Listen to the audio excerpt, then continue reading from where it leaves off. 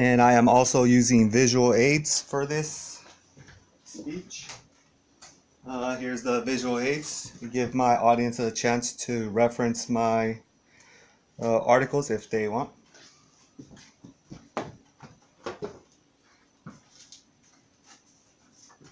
Hello, and how are we doing today? Today I will talk to you about President Trump and some of the more lesser known facts or some of the more notable public facts about him. He does appear to be an average guy. He has no history in politics before this presidential run in 2016. He is described as a self-made billionaire, self-made millionaire.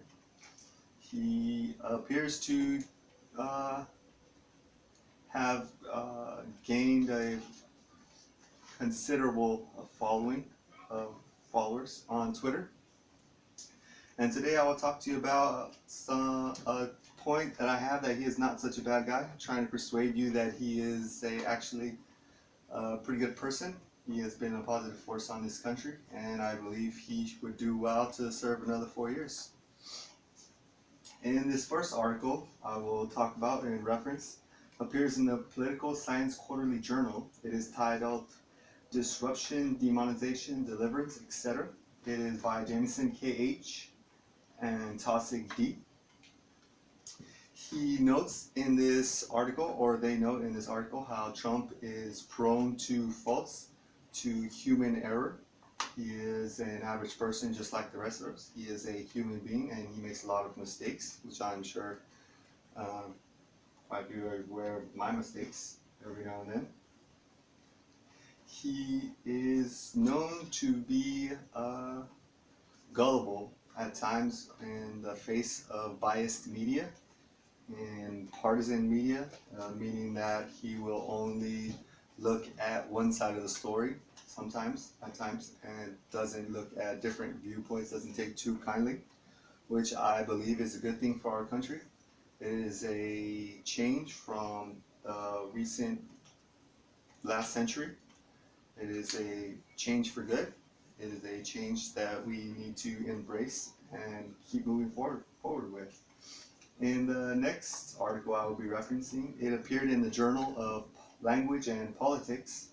It is titled "The Tweet Politics of President Trump," and it is by a nice lady named Crease, R, last name by Crease, first name initial R. And in this article, Trump is described as routinely having a preference for dispersing information, setting out his news via social media as opposed to news conferences. He doesn't take too kindly to having to do a news conference when there is such information that he may disperse over the internet. And he is noted as using Twitter quite extensively. It is one of the first times in history that a president has been able to communicate directly to the population in real time and immediately. As soon as he thinks about it, he posts it and it gets through. And it is unfiltered, so it does not get censored or anything like that. In the third article I will reference, it appeared in a Critical Studies in Media Communication, and it is titled "The Age of Twitter, Donald Trump, etc." And it is by a good man named Ott, first initial BL. And in this article, that is describing Twitter as sometimes being a bit of a social cancer. And they mention social cancer when it is used to further the aims and the objectives of an individual over the benefit of the populace. And Trump does stand accused of using Twitter for his own personal gain in this article. And my next article I will reference, it appeared in the Language and Dialogue Journal, and it is titled "Donald Trump's Rhetoric," and it is by a gentleman named Kamen. And in this article, he is noted as a regular person with many things that an average citizen is appealed to, is attracted to. He does speak from his mind. He does not think about what he's going to say. He does not normally often ask others if what they believe to say is true or is proper. He just says what's up off the top of his mind. In the next article I will reference, it appeared in the Journal of Contemporary Rhetoric.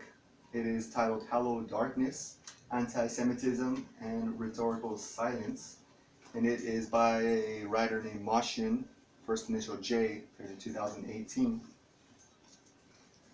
And in this article, they do mention Trump's activities during the Holocaust Remembrance Day speech sometime in late January. And they do specifically state that they do not believe, or they are not accusing Trump of being a racist or anti-Semitist, although they do note that he is an enabler. He has been enabling these anti-Semitic behaviors, which is still, evidence is still a little bit preliminary to make those assertions or those assumptions. And in my last article, I will reference, it appeared in the USA Today, and it is titled, Trump Calls Nuclear Report Disgusting. Now, I mentioned this article as a sort of jumping off point to show Trump's relation with the media. He is continually attacked. He is disrespected, not shown the proper deference in his news conferences. Whenever he appears to make a speech or whatnot, he is ridiculed. And I don't believe that is proper for a person in that position of authority. I believe Trump is a positive force on the country, and he would do well to just show himself, show his true self to the rest of the world. And thank you for listening to my speech, and hope you have a nice day.